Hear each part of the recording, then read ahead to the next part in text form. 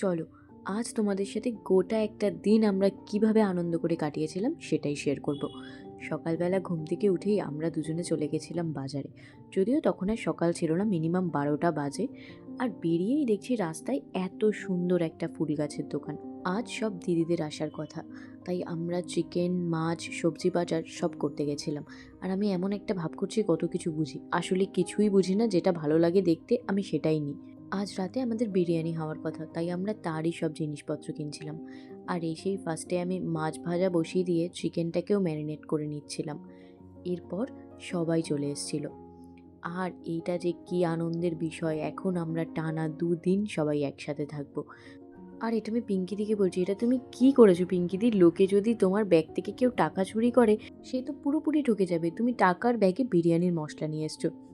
তারপর আমরা সবটা রেডি করে রেখে দিয়েছিলাম। এদিকে আমার রান্নাও অলমোস্ট ডান। তারপর পাম্পুদি আসবে, তাকে আমরা সবাই মিলে নিতে চলে এসেছি।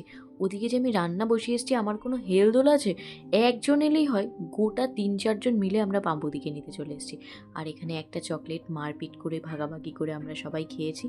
আর এমন এমন বিষয়ে আলোচনা হচ্ছে, আমরা হাসতে হাসতে প্রায় আমাদের পেট ব্যথা হয়ে যাচ্ছে।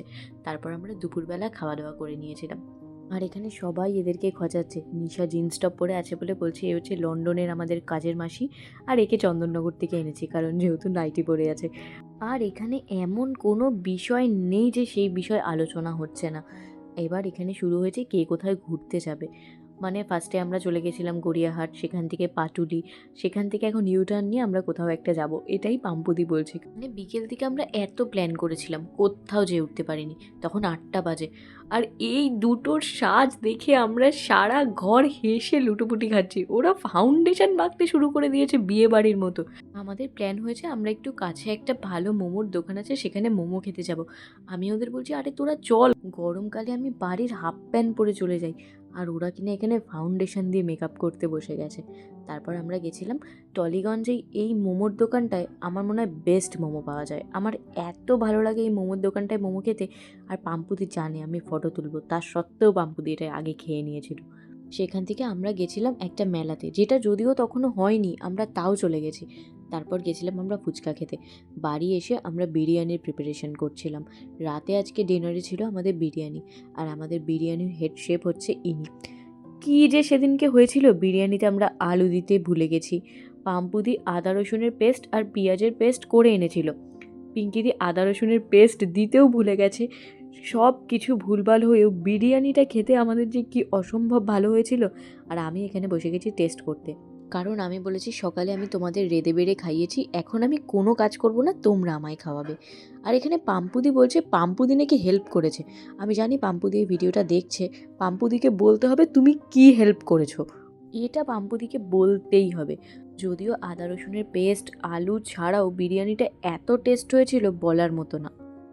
আর এইগুলোর অবস্থা দেখেছো, বিরিয়ানি খেয়ে কেউ নড়তে পারছে না। আবার ব্লিঙ্কিট করেছে চকলেট কোল্ড ড্রিঙ্কসটা মানা যায়, চকলেটগুলো কি করে করে।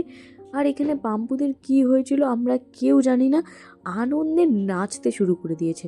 আমি বলছি এবার নিচের ঘর থেকে অবজেকশন আসবে আর আমাদের থাকতে দেবে না। এইবার এসছে মেন সমস্যা। আমি তো বলেছি সবাইকে ডেকে নিয়েছি, যদি হও সুজন তেঁতুল পাতায় 9 জন। এইবার 9-10 জন আমরা কোথায় শোবো? এদিকে পাশের ঘর ফাঁকা, কেউ যাবে না, এখানেই সবাই মারপিট করে থাকবে। আর বেচারা তনুর ওখানে গিয়ে আমরা তনুকেই একা পাশের ঘরে পাঠিয়ে দিয়েছি। আর আমরা টানা 7-8 জন মিলেই একটা ঘরেই মারপিট করে শুয়েছি। আর তনু পাশের ঘর থেকে আমায় বারবার ফোন করছে, আমার কি একটুও জায়গা হবে না? আর পাম্পুদি তো মাঝরাত অব্দি বসেই কাটিয়ে দিল।